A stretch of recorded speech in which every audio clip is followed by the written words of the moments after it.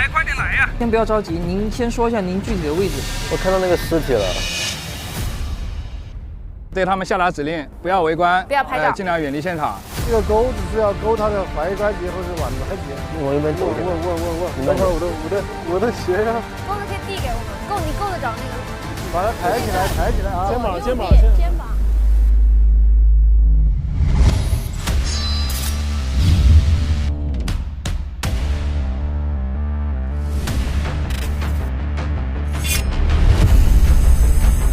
你第一次吗？你第一次看到这种真实案例啊？慢慢失踪做头部。主要去骨头，软组织不要去。确认是哪里受的伤？你再说一下你哪里感觉不对？没感觉到。不要用刀尖，要用刀斧。先下去，然后再下来。为什么一定要下去呢？是要怎样的？我想问你到底要看什么？右侧肋骨下缘。为什么要下缘？我问你第几类？那材料呢？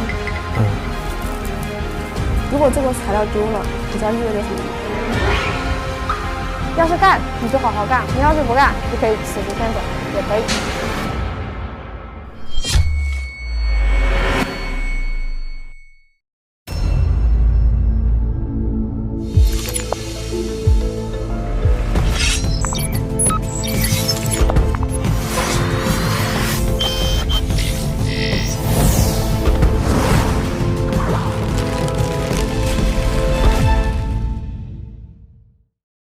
本节目由一杯叫醒早晨，咔咔迈入职场的雀巢咖啡赞助播出。每周六周日中午12点，会员抢先看初入职场的我们法医季正片，会员尊享案件前夜、法医实录等更多精彩内容。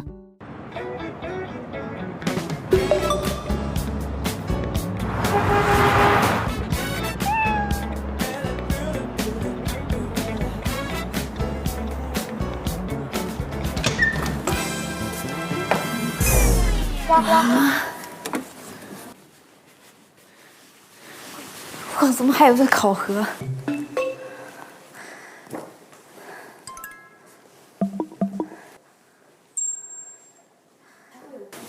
还会有不及格，就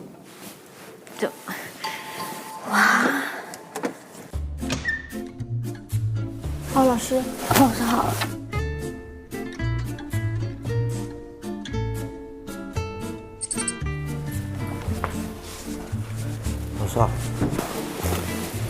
早上好。Hello， 早上好。你昨晚睡得怎么样？不咋好。老师，你们喝水吗？哦，不用了，谢谢。行。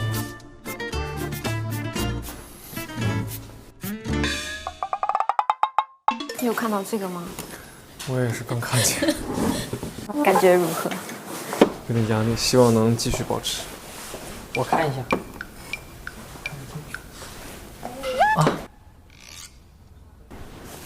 看不清楚。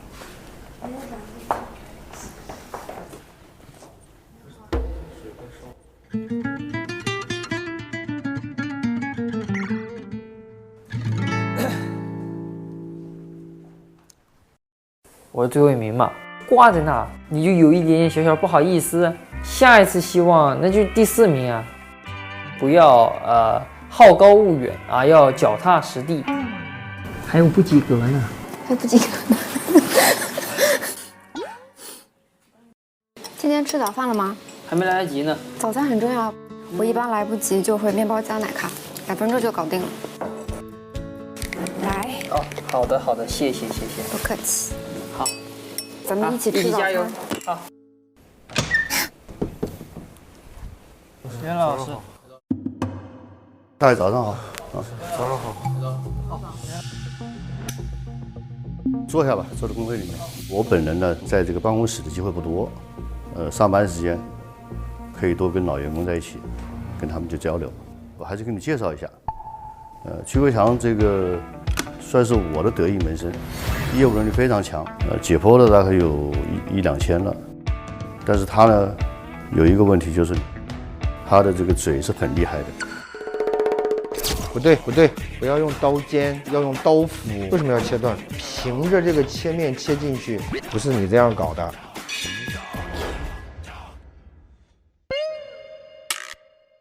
这个女士叫吴维，是我们这边的临床法医，还解决了国内很多复杂的案子，所以你们的鉴定报告上面的一些问题，多向她请教。另外，这个背对着你们这个，是我们这个毒物分析室的赵尔娟，算一姐，毒物的担当，毒物化验这方面，大家都请教她。好，你们可以再继续相互认识、交流，好吧？好的，牛头。你怎么知道我是看我牛头的？从哪里得到线索？我就是他们都这样叫呀。你听到了？刚进来的时候就听到了。那你们没有去问他们是吧？哦，好，我以为老师在工作，我想待会儿再问的。没事。好的。活跃起来，没事哈。好，那维姐为什么牛头要叫牛头呀？对呀、我们读书的时候就叫刘头的哦，因为他以前是我们法医系的系主任嘛。哦，对，然后我们就一直叫刘头，一直叫到现在。那我们以后也尝试叫一叫。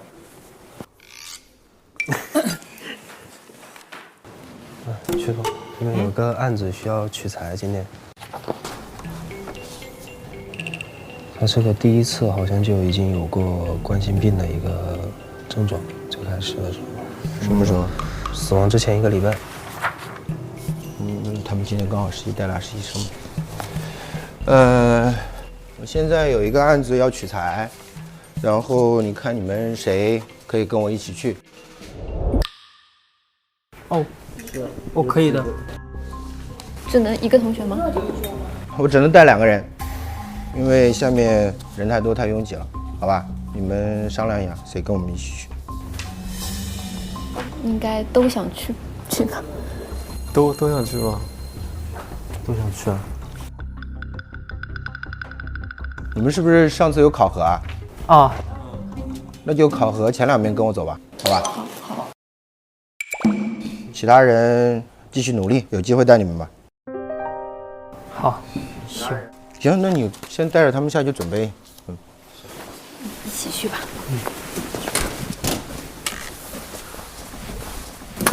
好开心。开心，干活了。这边是我们更衣室，固定液的话对我们皮肤啊、呼吸道都有一定的危害，所以戴口罩、手套这些都是必备的。谢谢。建议戴2层手套。今天是我们实习当中第一次进入到解剖室工作。进入之前，首先要强调一下纪律方面的事情。可以看一下我们这边有个解剖室的注意事项。作为法医，是最后一个与死者进行对话的人，我们的职责就是替死者发声，让死者无遗憾。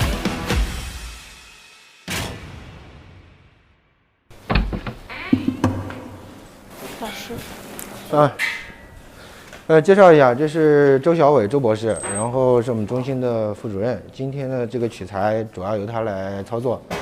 你们俩以前有没有取过材啊？我没有取过材。取过，但是不熟练。那一会儿就帮小伟打下手，好吧？做一些力所能及的事情。好。这样2个肺，你们一人来试一下，好吧？一人切1个叶吧，你试一下。切的时候我跟你讲要注意事项，我们拿刀的时候应该是刀底部，放到最前面，然后用力向下拉，一刀到位，明白没有？不能前后锯，这样的话你的切面会不平整，要多做几个切面。2厘米左右是吗？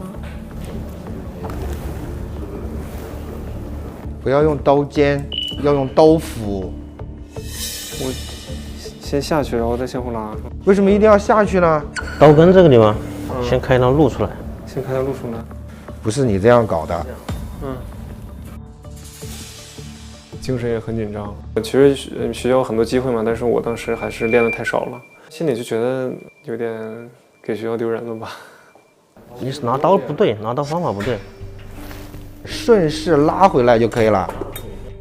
压到这里，先用这个地方找力，然后一拉，有些时候不是完整的，一定要对准比例尺，要不然别人不知道。不好意思，完全是零基础。这个取材的过程，我其实之前是看也没有看到过的。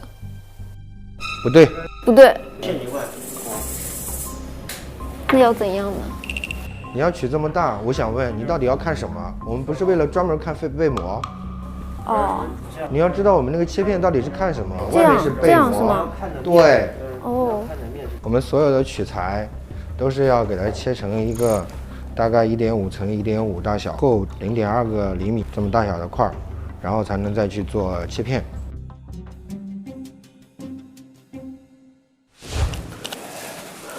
所以前2名才会有机会去吗？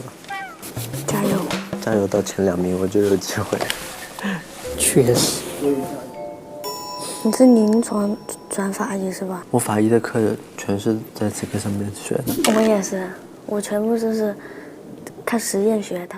我们三个就就比较3个小白，是。怪不得他们2个能脱颖而出。对呀，加油啊，追赶上。确实。这样大概行吗？不是那么规则，但是你看行吗？就边缘的话稍微平一点，边缘稍微平一点。这个好一点吗？啊，这个好一点，这个可以用，因为至少它有一个面是平整的。这样子平着切，往里面切吗？对，然后再切1.5乘1.5。这可以吗？可以。谢谢老师。剩下的脏器你来收拾好，取材结束了。3个打扫战场吧。好的。行，那我们先走了，你们把材收拾一下啊。然后那个取完的材一会儿送到那个切片室那边去，好吧？谢谢老师。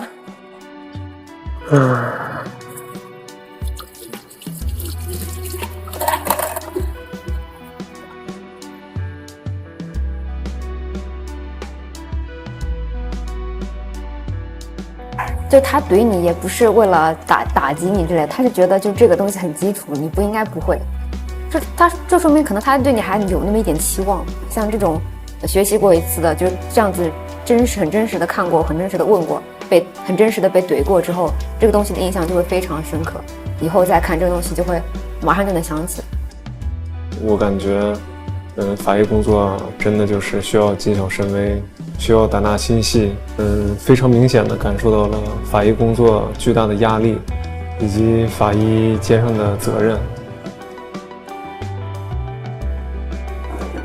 麻烦了。哎，没关系。回来了。如何？好难。好菜啊！你们取的是什么呀？全脏器。对，放福尔马林泡完了不固定了，固定得取成小片儿。我整理一下笔记啊，然后给你们看。好。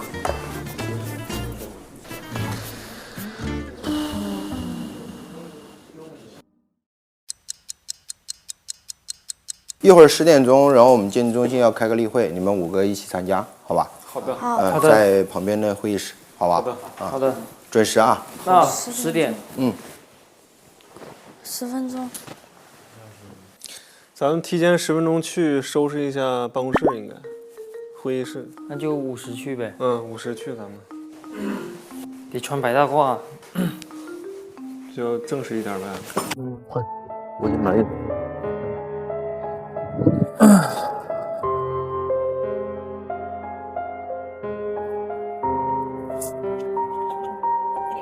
50了，过去吧。好吧。走吧。先收拾屋。刘老师，桌子不是很干净啊，桌子上好像不少灰啊。我们需要准备什么吗？纸跟笔需要准备吗？水要准备不？不知道啊。泡点茶啊。你也来开会？这边开会还是来？这边是吧？来，周老师。那我是不是来太早？不早呀。不早，不是。算了。这边，老师。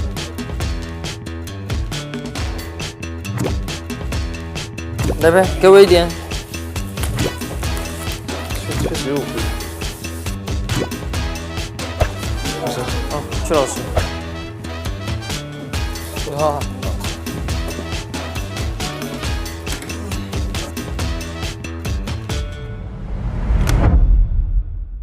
今天呢，把大家聚在一起开一个我们鉴定中心的例会。主要呢是前期的工作存在一些问题，我们需要跟大家说一下。还有一些就是看各个部门还有一些什么问题需要中心层面来出面来协调沟通的事情。首先呢，上周吴为到红山法院开了一个会议，关于法院的这个所有的案件的流程以及沟通衔接的问题。关于法院委托的案件，我们内部要进行一个实际上是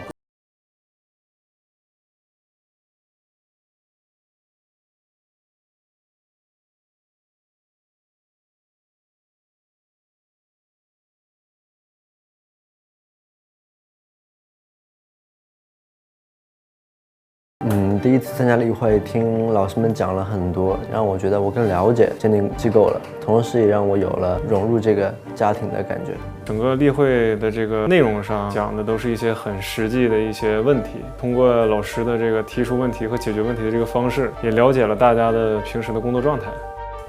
再强调一遍，程序是最大的事情。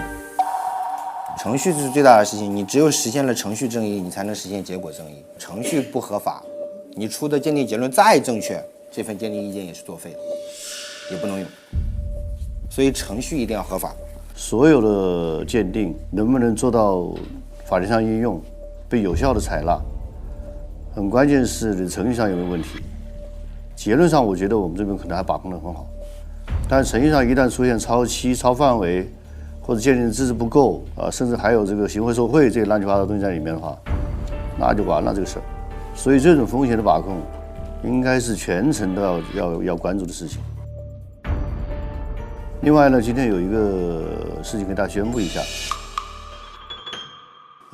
最近我们这个机构里面来了5个这个叫做入职的实习生，给大家推荐一下，这5个坐在后面的是我们新来的实习生，我们大家都要表示欢迎啊！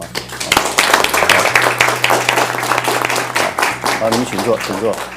然后呢，我就请他们自己给我们这个大家做一个自我介绍。从你这开始吧，各位老师好，我叫陈实，然后是来自苏州大学大4的一名本科生。然后呢，我本人就是这个能力方面确实有点不行，但是这个干活还算勤快，所以也希望各位老师以后如果有事的话可以多多吩咐我多多拜托我多多拜托我。不，多多吩咐我让我能帮上忙好，就差不多这意思。好，希望接下来日子能和老师们友好相处，然后做出自己的一点贡献吧。谢谢老师。好，请坐。第二位。大家好，我叫徐子彤，然后我是毕业于中国刑事警察学院法医病理学专业的。我叫向晴晴，我之前是学习基础护理，来了后面的话是通过自己边工作边学习的法医病理。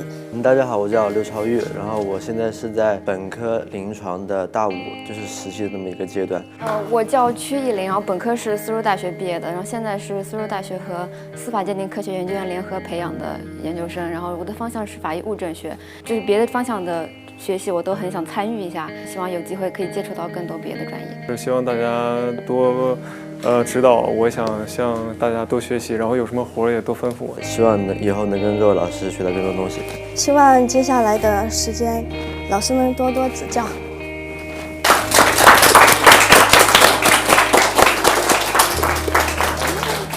我带来的这几个实习生呢，已经给大家做了自我介绍了。接下来呢，为了让实习生的实习工作能够有序的进行，那么我们对这个实习生进行了分组，大概分为3个组，一个是法医病理组，还有一个法医临床组和法医毒化组。那么每个组将会有1到2个老师带教。具体的分组是这样子的：徐子彤、陈实和向晴晴，你们3个人会分到这个病理组，病理组代教老师呢是徐国强，徐总这个动手能力很强，在法医病工中有很强的经验。刘超玉呢，你是被分到法医临床组，代教老师是朱英之老师。朱英之老师在法医临床还有医疗纠纷的这个鉴定当中非常有能力。曲一宁呢，你被分配到法医毒化组，代教老师是赵尔娟，他是我们这个鉴定机构里面做毒化非常好的一个人。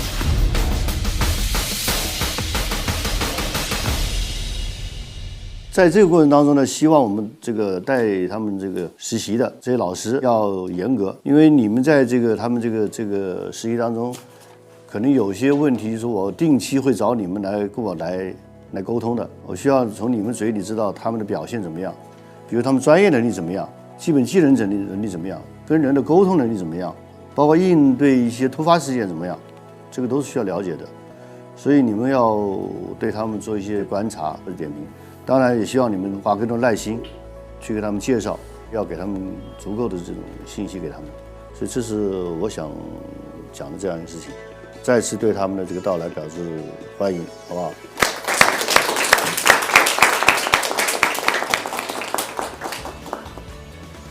我还挺开心的，就第一次被分到了法医临床，然后也是挺期待自己怎么样用临床的知识去解决法医的问题。我就很期待，因为在每个学习阶段都有老师来亲力亲为的去做出指导，同时也会感觉到有点压力嘛。当时刘涛分完组之后呢，我是挺兴奋的，因为感觉要跟这些厉害的大佬们学干货了。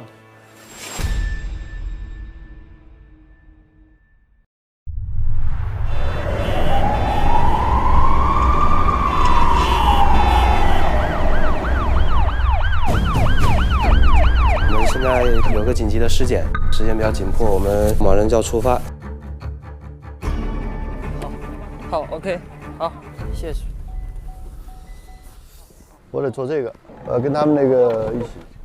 哦，哇，跟老师坐一起。对呀、怕不怕？啊，没有，不怕不怕吗？就有点荣幸。挺好的，老师，你别吓着了啊！兴奋啊，兴奋。那就行，我以后跟你们路上讲一讲。一个60多岁的患者，在一个医院里面看病，大概是4天前、5天前吧，这个人床上掉下来了，然后掉下来以后呢，据说当时这个拍了个片，脑袋一个凹陷性骨折，然后就死掉了。现在就是这责任要是谁做的呀，死因什么的要搞清楚啊。是吧？是病死的，摔死的呀，是吧？所以就除了有死因的以外，还有将来肯定要划分责任的。老师，那他这种案子，咱们在去做之前，必要的去先了解多少线索才能开始做呀？什么病？病例那些都要。肯定要啊。就病治呗，就是。对，如果他奄奄一息这个人是吧？他摔一下无非就是火上浇油呗。所以一定要把他摔之前的这个病况要搞清楚，然后那个摔了以后当时是个什么情况、什么表现，死亡时间、死亡过程什么样子的，是昏迷啊还是心脏的这个问题？这个是法医逃不掉的这个事儿。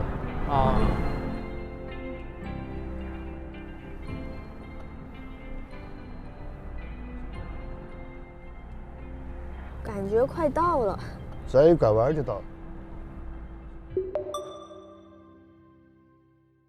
走。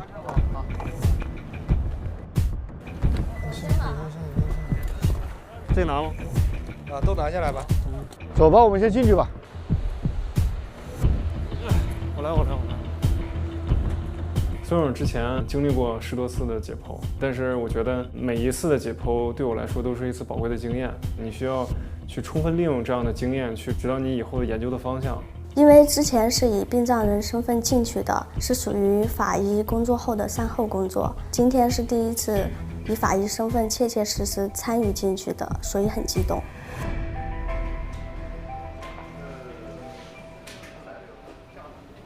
我第一次。你第一次吗？我第一次看到这种真实案例啊！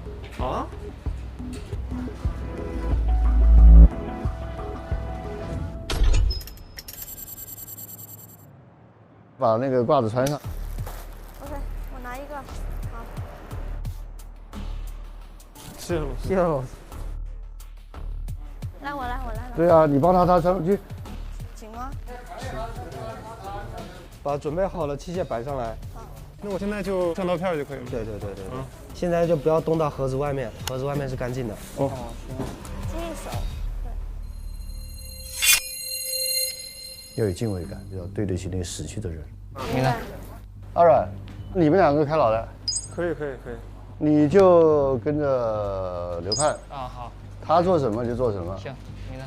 到徐国强带着你。好，我先跟你们3个说一声啊。第一，解剖的现场只允许有操作方面不懂的可以问，有什么问题回去进行统一解答。好。第二，如果你不确定或者怎么样，不允许说判断性的话，听明白没？听明白。好。死因只有一个出口，就是我这儿。明白了吗？明白。少说话。把那个卷的放那个塑料袋里面去。我来。先把这个遗体从那个板子上要拿下来。哦，好。往这边拉板子，这个也拉。对，好，抬走，然后把这个布抽掉，来。哦，我来。往那边推，好，放下。标签打了没有？标签打好了。然后手上举，把衣服往上抽，然后衣服往上拖，对，抬起来一点。来，给个位置过。左侧颞部肿胀，旗旁1×1范围散在的表部。按压手腕，让手掌打开。好，这个要尺吗？所有照片上都不要尺。好。然后这个照片要照的，要让他身体所有的部位全能照得着。以后将来说这地方有，这地方没有，要拿证据来，我都照了。所以是一个无缝隙的，要把它照下来。那这腋下这种地方，腋下我们不是要拉开吗？啊。那行，二软你带他们来做头部。好。第一刀一定要贴到骨头这里，贴深一点。好。让他拿刀子，从耳上到耳上啊，你先比划一下。耳朵这个地方到耳朵要瞄准。像贴深一点。都是这头发不用剃了之后再。对，这头发不用剃，要是有问题让你剃，没问题就不让剃。让徐志同干。推这下刀。划到骨头上去。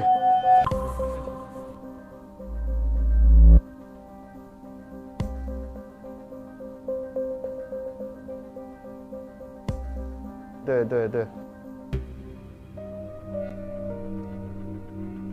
老徐的表现跟以往一样，很棒啊！今天头皮也是他开的嘛？先把胸腔打开，胸口腔打开。就我们这个要用什么型的？1字形切口就可以了。哦，行。第一刀一定要贴到骨头这里，贴深一点。一直切到髂前上棘的地方，有腹腔积液。在那个工具盒里面拿勺子出来，勺子。汤勺。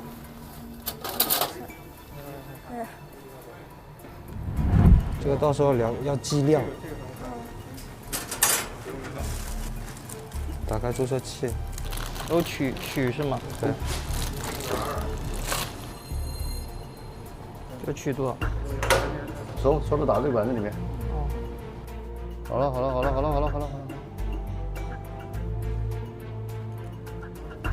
好，别打多了啊，再打。OK。然后我们这边分离的时候，贴着骨质，一直往下面贴就行了。好。贴着骨头一起。刀子给他们，让他们模仿你。贴着肋骨啊，紧贴肋骨。尽量靠着骨头，把骨头上的软组织都画下来。贴着骨头，对，这样吗？对，哦。左手用力贴骨，这边都没切开，你切。好。切断啊！切，捉鸡。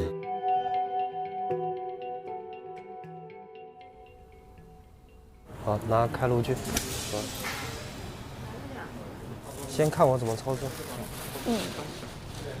前面要你把那个软组织和肋骨上剔开，就是为了让这个锯子方便。哦。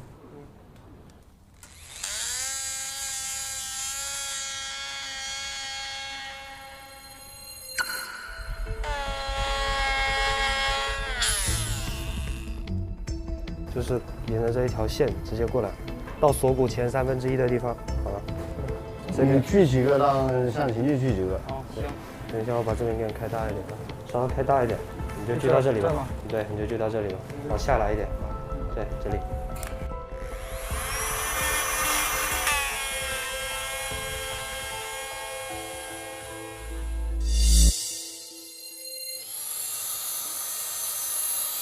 哦，行。顺着它的口子往前切。好。主要锯骨头，软组织不要锯。好。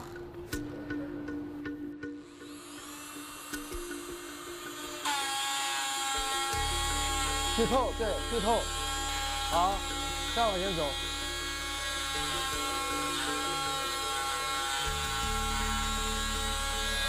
好好好。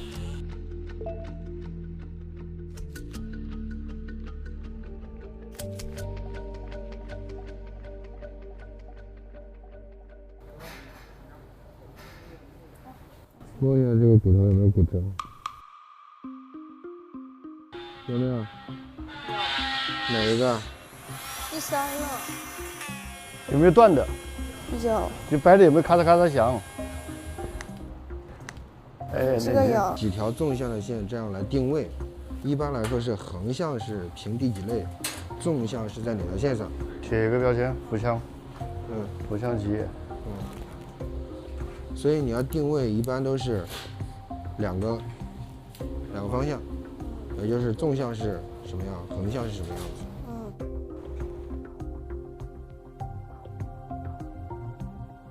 然后准备缝合，先穿过去，这样把第一针的这个线头给它埋到底下去，然后在拉针的时候，把针尖朝里一点，防止后面走人，好吧？好，这一定要注意。看见它的技巧了吗？线永远是拉直的，看见没？针距的话，就是刺破皮肤到这个皮缘的距离，大概控制在0.5左右。哦。好了，可以了。把这些器械装到盒子里面去。收场了要，你这边就完了，准备清台子了，清洗。好。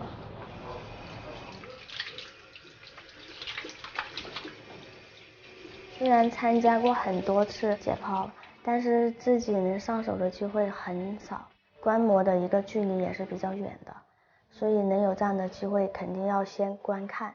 今天也有上手，但是学习的话慢慢来，今天也学到了很多东西。那我们就撤了，好吧？好。收对，收对。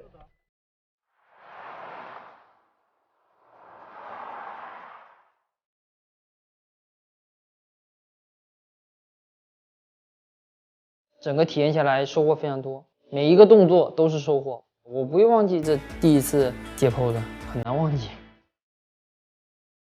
这次的解剖更多的去做辅助工作，也都是在不断的学、不断的做，因为还不熟练，所以一直就是要在这个学习的过程中。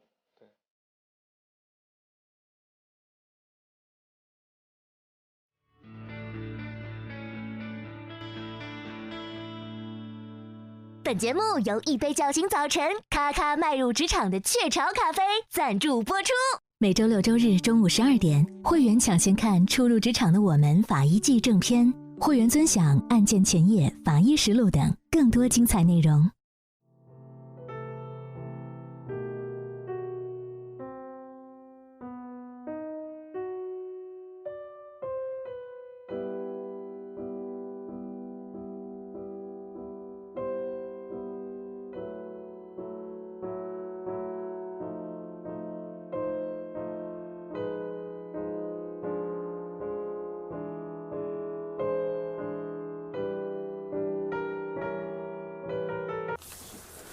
你是按工伤的标准做鉴定是吧？哇，什么时候受的伤啊11月22号。11月22号。啊。有些材料是需要被检人签字儿的，你看一下具体怎么填的，然后下次你就可以自己上手了。根据他的委托事项，比如说他要做伤残鉴定，这个地方要把那个鉴定标准贴上去，然后我们就填写那个委托书、材料交接表，然后根据他的委托事项，然后出材料。那个承办人也是他自己，如果他自己来的话。对对对。兄弟带着刘超宇教他一下怎么拍照，然后怎么体检啥的。好，你好，我们到底先学一下怎么拍照吧，就是垂直着拍，就先拍细目，再拍大图。好，确认是哪里受了伤。这么大可以吗？可以的，能看到是哪个关节就可以，确定是哪个部位。16.2，0.2到0.4，0.2到0.4。脚活动可以吗？勾一下。有一点点。好，可以。可以了是吧？对。因为他们后期赔付也是需要这些东西的。2个周内会通知你来写报告。反正你们打电话我就过来。对，就是打电话通知。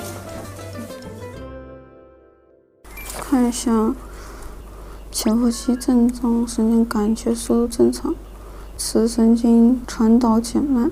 你是右尺神经感觉有点不大好是吧？这个地方没感觉。哦。现在都是没感觉的。整个手指都没有感觉是吧？对呀，这上你看这个肿的这么厉害的，这里有感觉。这有1年了，这都有啊，这快1年了，而且这手撑不直，捂不了，就这样，捂不动了。哦。我觉得不一样。是吗？哪不一样？尺神经不应该是这个地方的吗？对。他说的是这个地方的感觉确实。对。那这里不应该是尺神，应该是就是大概这一段。行，那你跟他解释一下。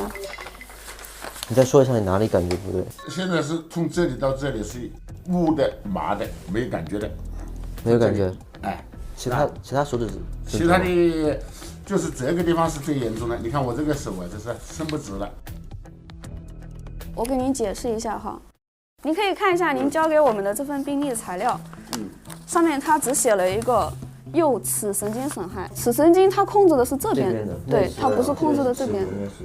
对，就是这里放静电。因为对于伤情评定而言，您这个感觉它也是对鉴定是基本上没有影响的，所以说我们主要的话就看一下您这个伤口的长度，好吧？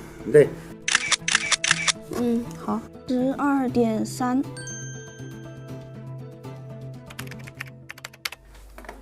老师，您看这个没有问题，这个。好，可以了，就最后把它缩到1页，好，打印到2张纸上去就可以。不是，你现在你打开把我的伤势鉴定这个什么伤啊？我是不能告知您的呀，鉴定结论是不能告知的，我不能告知任何单方，我只能告诉警方。他有时候轻伤遗迹跟轨迹之间两边跳动的话，你明明是会搞个鉴，你搞一个遗迹。不会。2样3部发布的标准，它是有国家规定的，不是由我规定的。它是怎么样就是什么样。我是最终签字的人，我对我的鉴定报告负责，我能保证公平公正，你要相信我，好吧？好，那您慢走哈。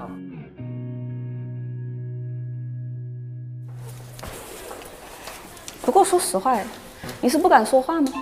没有。那你都已经看出来跟他描述的桡神经损伤不相符。我是想先听他说，就是我先问他其他的指头有没有异常。如果他说了，就是他万一有或者都没有，我想的是等他说完了，然后再跟他说尺神经是这边，桡神经是这边。当时还在解释嘛。你再说一下你哪里感觉不对？从这里到这里。因为我想的是先问他的意见，说确认一下是不是其他的手指都没有感觉或者怎么样，然后再来跟他讲这个事情。他们讲的可能会和他们报告单上的结果有很大的出入，你得有证据才能有结论，不能因为他们讲的一些话或者因为场外因素来影响了自己专业上的判断。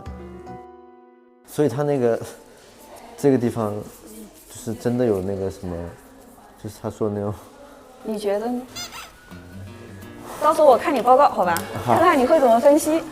去吧，去吧。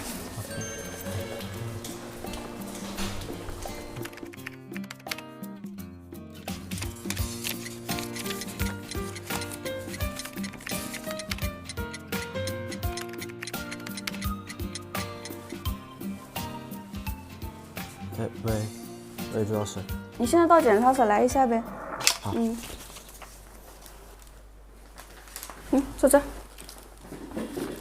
今天收了几个案子，还记得不？2个。你说一下哪几个？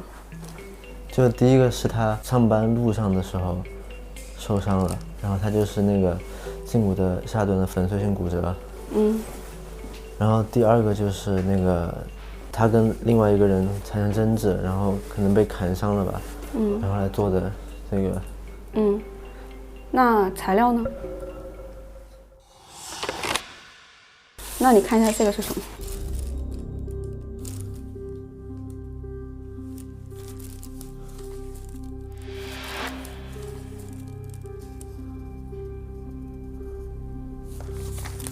是我没有带上去吗？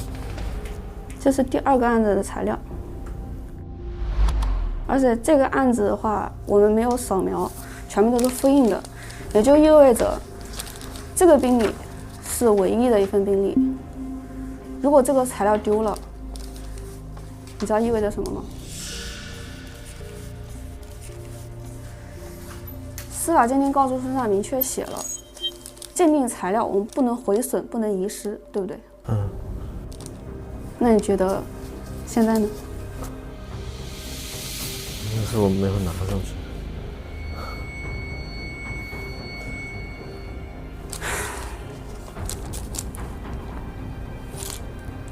这是鉴定材料，一旦丢失或者毁损的话，除非你再打电话让伤者再过来一趟。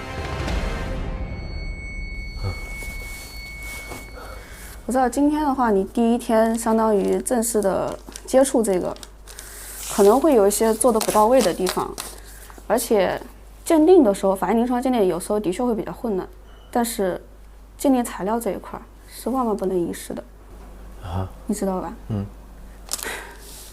只能说现在这一次的话，初犯不要紧，但是不能再出现相同的错误。好，要改吧？行，带走吧。虽然说法医临床是一个很杂乱的工作，但其实如何在这种繁忙之中保持自己清醒的头脑，就是一件很重要的事情。怎么了？没有，我犯了一个重大过失。我把这个材料放在下面。天哪！吓得我赶紧检查一下前面的那个小标签嘛，我把它们都贴上。那个，这个右下角这个。好。太吓人了。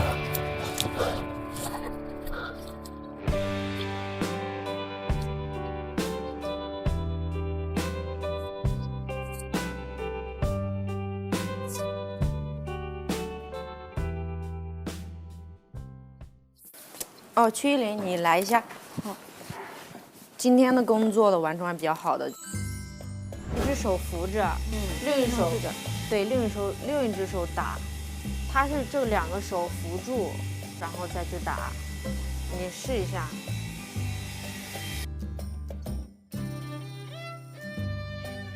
今天上午实验的时候，我感觉动手操作能力还是蛮强的。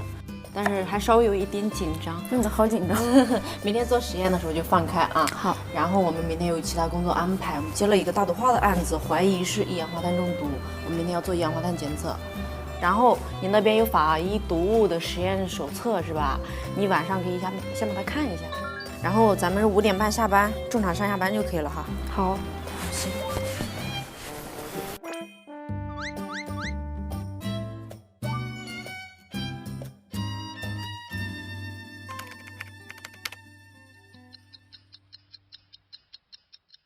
你觉得这个实习生哪些地方是他好的地方，哪些地方可能还有问题？刘朝玉他的医学功底比较厚，应变能力的话还是可以的，给一个眼神，基本上也就能够很快的接收到你的信息，然后做出反应。学习能力是很赞的，态度上的话是很端正的。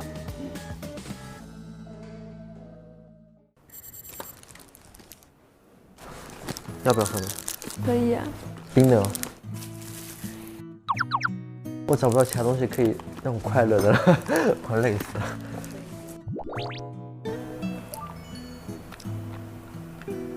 怎么分辨是 X 片还是 CT 啊？什么东西？就是我来看，我知道怎么看。这 CT X， 这是 CT。就剩下这全是 CT。你让你放大让我看，这是 CT。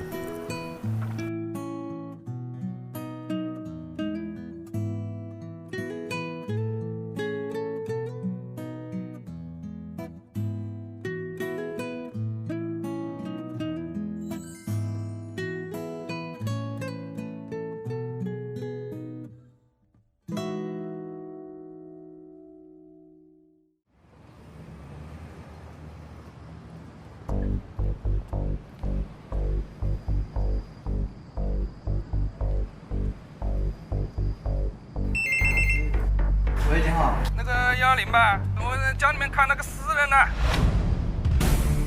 哎，你们快点来，快点来呀！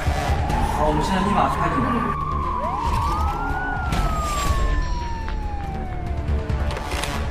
那等他一下，咱们开个会吧。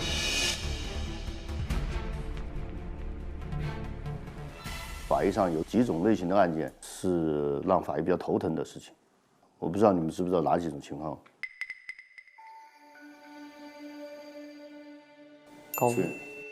高幅，烧，高坠。用一个简单的话说，我们法医怕什么？怕火中烧，水上漂，对，水上漂，空中跳，土里埋，大概是这种。因为它涉及到能够掌握、收集到这种证据很少，都给破坏掉了。我们今天要让你们去见识见识中间的一种，你们猜猜是什么样的？土里埋。土里埋。最好不是高幅。最好不是土里埋。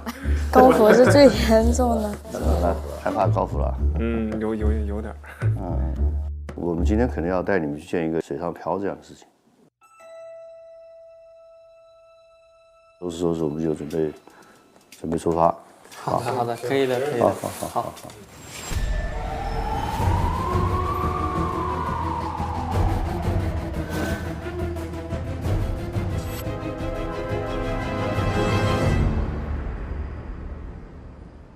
呀，你好，欢迎。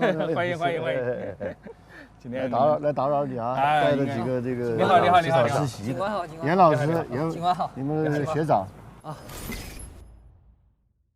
那我们就先上去，然后看一下我们的指挥中心，好吧？好的。严法医是去过墙的吴伟的同学，这是我们的老师了。这就是我们的指挥中心。我们水上分局是一个历史比较悠久的一个单位。涵盖了整个武汉市的长江和汉江的两岸，辖区特别大，会导致我们的一个警情特别多。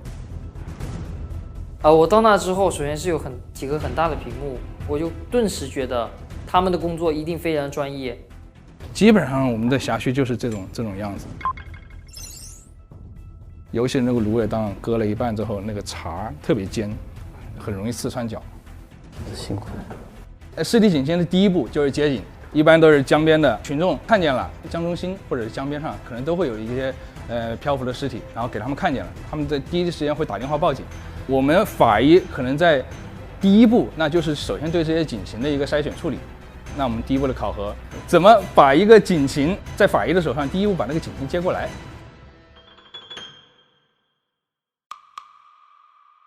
陈子，你怕什么来什么？问考不考核？真来了。没有，有没有哪位需要自告奋勇的？来先试一下。要我吗？行，那我来吧。你先来试一下，好吧？好，行，尝试一下，可能有些错误，老师该说就说。好。这就是我们的一个接警台，我们辖区的所有的案件都会汇集到这边来，由我们的指挥中心向各个地方的派出所和我们的法医来传达。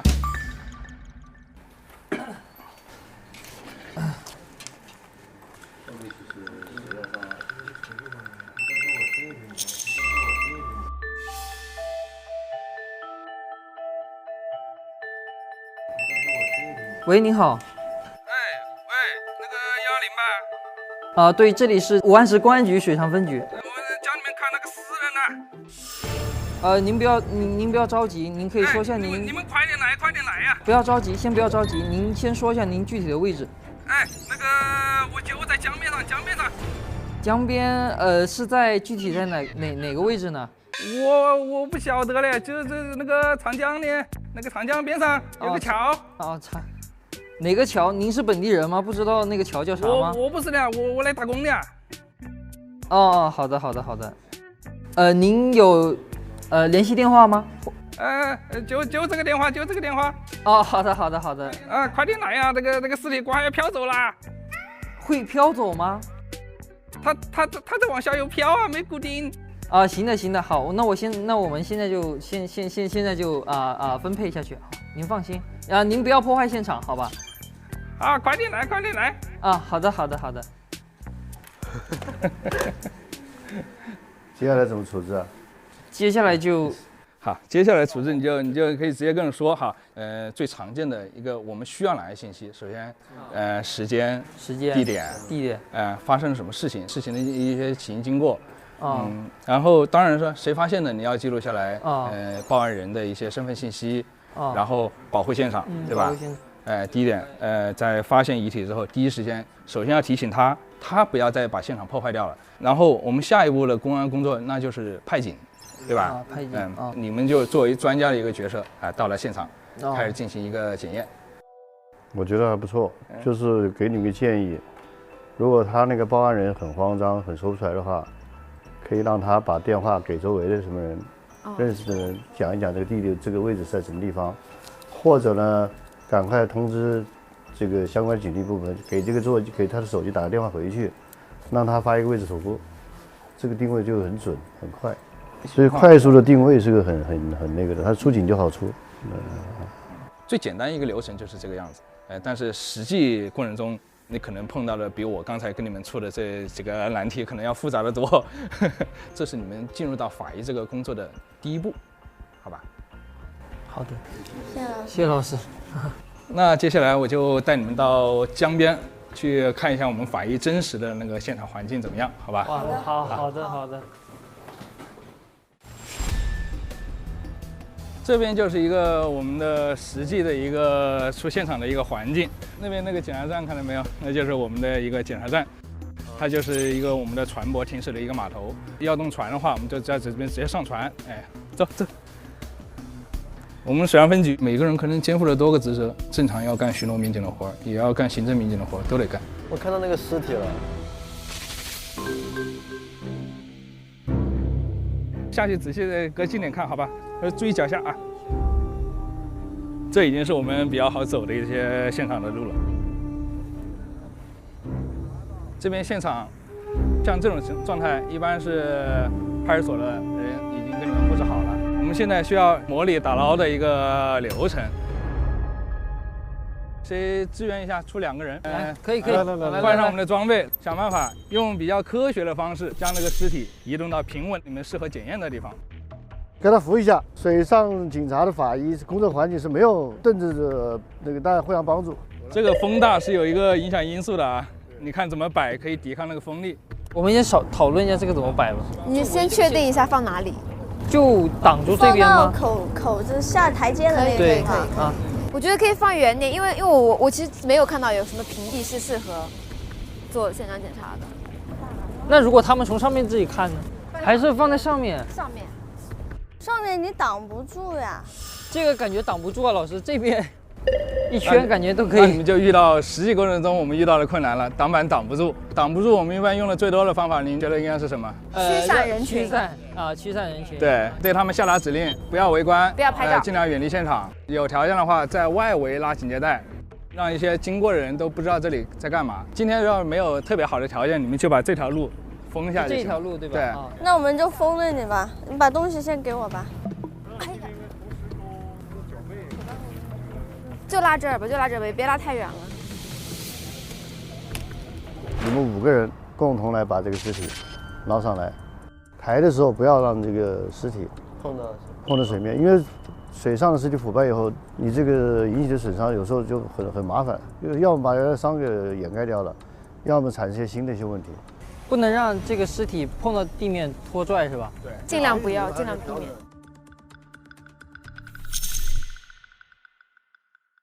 这样吧，朝月，咱俩把这个放到最长。我觉得咱俩同时勾，你又不能破坏它。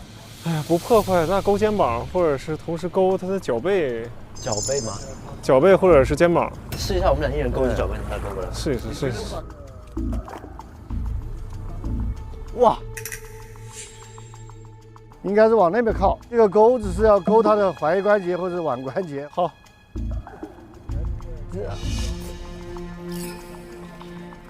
你往右边走一点。我，等会儿我的鞋上，我的鞋都。你起得来吗？我现在有点起不来。体会到了水上法医的这个艰辛了吧？确实。这还不是真的，要是真的话，真的第一个它沉，都没有那么平坦的地方给你们下脚的。啊，我勾到了，你可以吗？我等会儿啊，脚都陷在里面去了。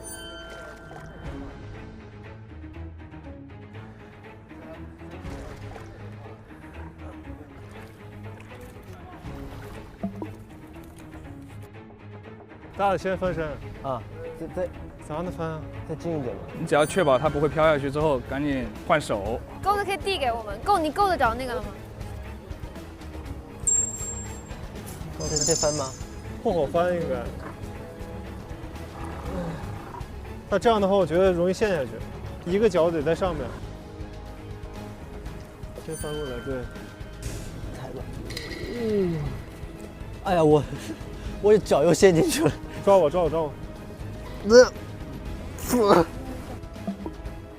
拿一个扶头，肩膀。悬空，等一下，等一下。好，行。好，可以了。这个尸体已经摆上来了，你们各位要想一想，水上的尸体拖上来以后，你们做鉴定要鉴定哪些内容？先看看死没死吧。啊，就没有生命体征，他已经死了，那确定是尸体。如果说没有120的话，通过你们自己的医学知识嘛，先初步检验一下呼吸、心跳相关的最基本的生命体征有没有。现在没有的话，按照程序的话，我们就要开始对它进行一套尸体检验。然后你们现在做的最重要的一个就是用这个相机进行现场勘查的拍照，把你们觉得现场应该记录的东西逐一拍照记录。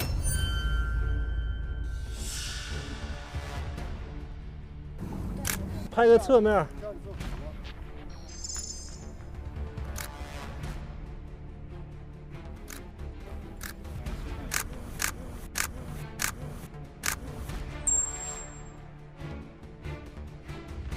瓶都得取水样。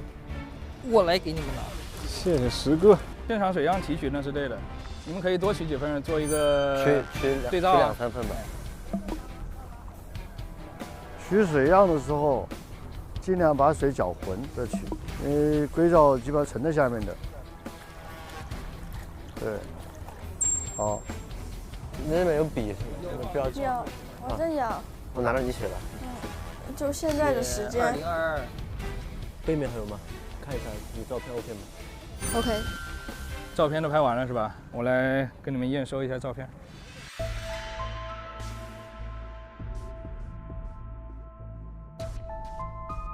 好，我一张一张跟你们讲起啊。首先，你们拍的第一张是一个上半身的一个照片。我们在拍这一张照片之前，现场有一张。对，现场一般我们是要叫3面照，不知道你们当年有没有拍到？第一面是尸体和江的一个面，所以尸体和江连线应该怎么拍？蹲下来。第2张是反映它的一个侧面，就是从那边连着尸体往那边拍。如果说这边有标志性的建筑，那就要把这个建筑拍上去。然后第3张是内张，从内顶往这里拍，带上尸体和那边的桥或者码头之类的。这样3张照片基本上就可以确定一个在江边的一个尸体的位置。方位拍完之后，你们下一张就应该是尸体的全身照。你这张全身照有什么问题呢？没有拍到全，不，就它最好是就是从上往下的那个视角吧。这张全身照视角是没有问题的，但是少了个什么？头没有拍全。对，头和脚没有拍全。先拍一个全身，全身完了之后，对于这种有衣着的，那我们脱完之后就开始在身体进行拍照。身体的程序就是一个按照程序嘛，从上到下，对吧？从左到右，然后把他的所有的后背部的全景，包括一些细节拍掉。然后手腕需要单独拍，因为手腕啊那些地方都是一些要害部位。还有指甲，指甲也可以单独拍，指甲颜色都可以反映一些问题的。如果是只是拍照的话，那这套就完了。我们在现场只做一个尸表检查，现场解剖的情况很少，但是也有。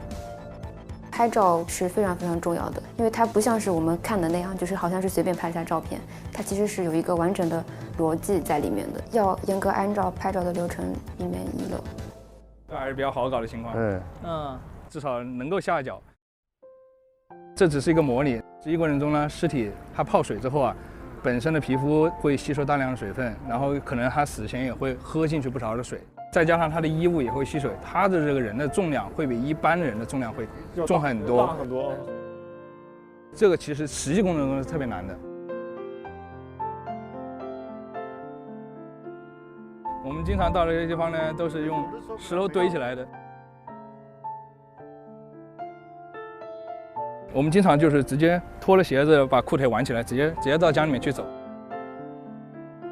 还有一种情况比较极端，就是有人身上背着大石头，滚着石头下去了，那只能整个人下去，想办法在水下面把这个绳子剪断，让它浮起来，然后再拖上岸。有一种接触了一个新的行业的这种感觉，就是他们其实做的很多事情我们都没有尝试过，也想不到他们的工作内容、工作环境都不是那么容易去面对、容易去接受的，这样背负的责任更大，就非常敬佩他们。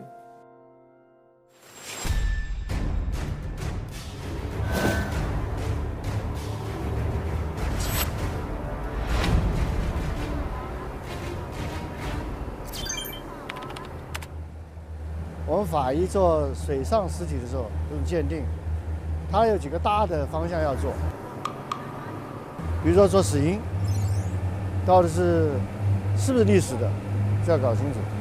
第二个是个人识别，是吧？除了死因和个人识别以外，水上尸体还需要关注的鉴定的要点有什么东西？除了死因和个人识别，案件性质吧，案件性质啊，因为水是流动的嘛。入水位置大概叫入水的地方在哪里？还有是入水的时间。入水时间。入水时间因为有人死了以后入的水嘛。所以它就是牵涉到一个尸体现象，在水当中的尸体现象，它跟那个陆地和地面上不一样，所以他们要另起炉灶去研究这个事儿。然后呢，每个地方又不一样，东北的水，南方的水，海水、淡水。就那个心学里面那个成分也会不一样。对，所以它很复杂。所以很多法医学得很好的法医，一旦把它调到水上去，他几乎就要从零再开始，完全是一个新的。所以我们强调，在做水上尸体的时候，要跟好师傅。书没有用了，那时候，老师傅在待了30年、40年，他一看就知道这是个什么样子的。对，你翻书，只能是一个大概的经验。而且我们今天这个过程就有一种寓教于乐那种感觉，就是在这个模拟场景里面体验，其实印象会很深刻。对，这种学习的经历是很难的，真的很难的。我以往的工作当中遇见的法医，靠自己去愿意学，他才能学到。但是这一次他不一样，被倾囊相授的这种感觉是很好的。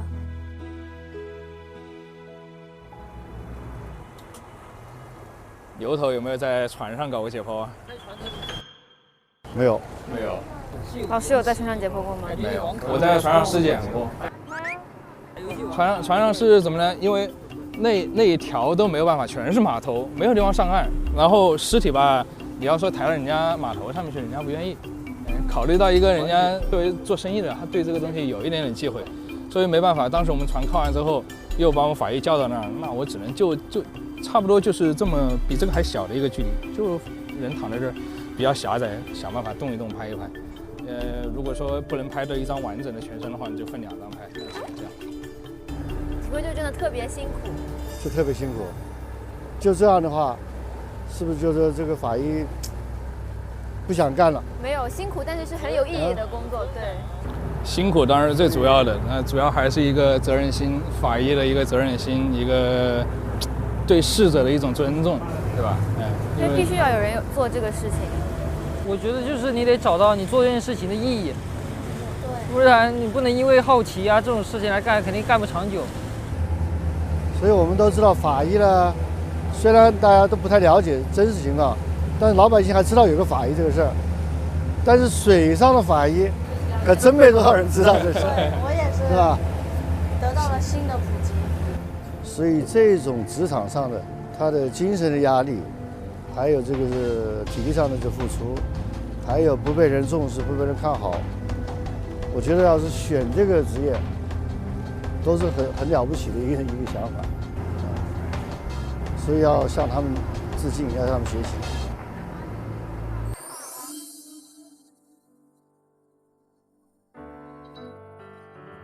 法医一直都是一个默默无闻的，但是又不能或缺的一个岗位。我们法医的工作中啊，其实很少有人给我们拍工作照。你们在做事的时候，你们的镜头、你们的东西是对着，全部是对着现场，对，没有办法对着自己。现场也没有。因为你刚才在那个走廊里面介绍的时候说，其实你们检案的工作中很少有机会有人会给你们拍照。我刚刚看到老师给我们就是示范那个拍照姿势的时候特别帅，我还给你拍了一张工作照。对，像这种珍贵的画面，其实应该被记录下来。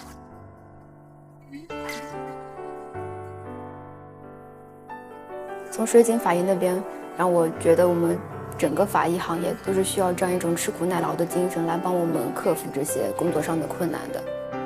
就在毒化这段实习，会让我填补到了很多以前空白的知识。今天上午实验的时候，我感觉动手操作能力还是蛮强的，让我觉得收获很多。然后将来我也会想要在更多的科室把这个罐子填得更满一些。其实法医职业也是跟水警法医一样，都是有着不为人知的辛苦。结合我最近的伤残鉴定吧，可能刚开始一个案子在老师面前说的可能半个小时就能写完的报告，在我这里可能刚开始需要1个小时或者2个小时或者更多。所以我也觉得需要通过我自己不断的增长自己的专业知识，来一步一步让自己变得更成熟，成为一个合格的法医鉴定人。在这几天的学习中，自己也学到了很多东西，比如除了病理学科之外的其他学科，还有很多系统性的知识框架，几条纵向的线这样来定位。在接下来的学习中，我也会更努力，自己也会坚持热爱，不忘初心。最近很火的一句歌词就是“谁说站在光里的才算英雄”。我们的工作环境、工作内容，即使不是处于光明之下，但是我希望的就是我们每一位法医都能像这句歌词所描述的一样，打破黑暗，驱逐黑暗，给这个社会、给这个国家带来光明，然后成为行业里的英雄。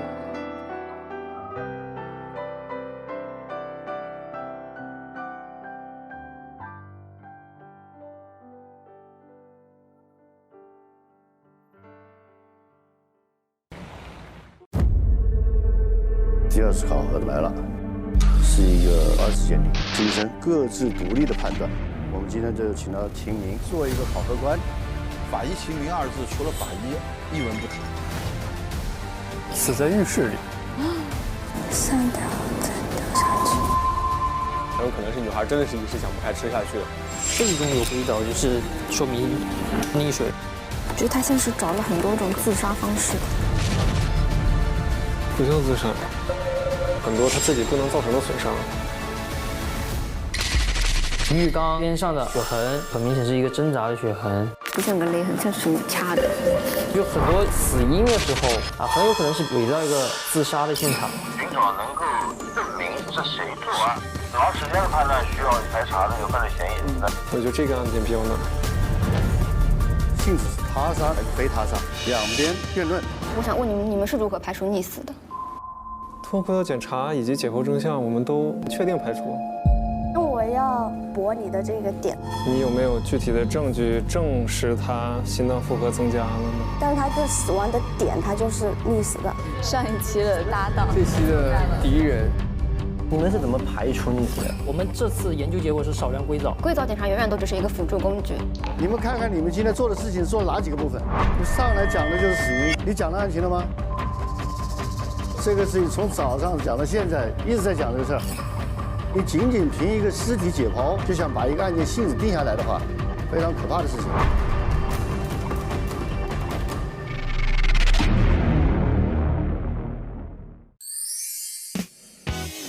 哇，我们好像到了，是这栋吗？好像是这栋啊。哇！哦，我喜欢那个，看。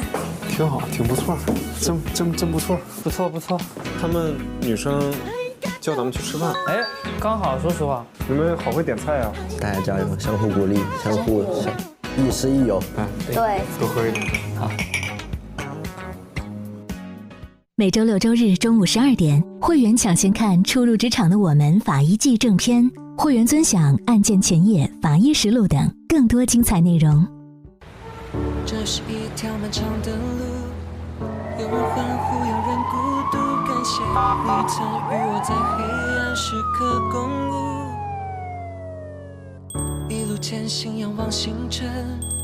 也许告别，也是新生，走在微光之下，探寻生命的真。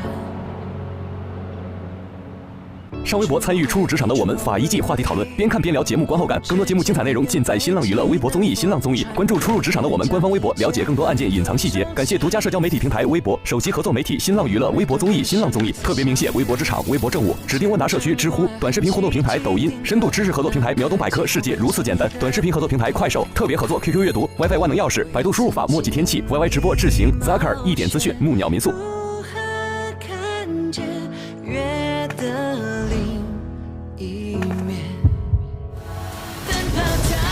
我宣誓，忠于祖国，忠于人民。只为与你更靠近，紧握双手相依，鼓起勇气面对这潮汐。我会告诉我自己，努力让人民群众泪水都是生命的印记。宣誓人。向晴晴、屈意林、陈实、刘朝玉、徐子彤、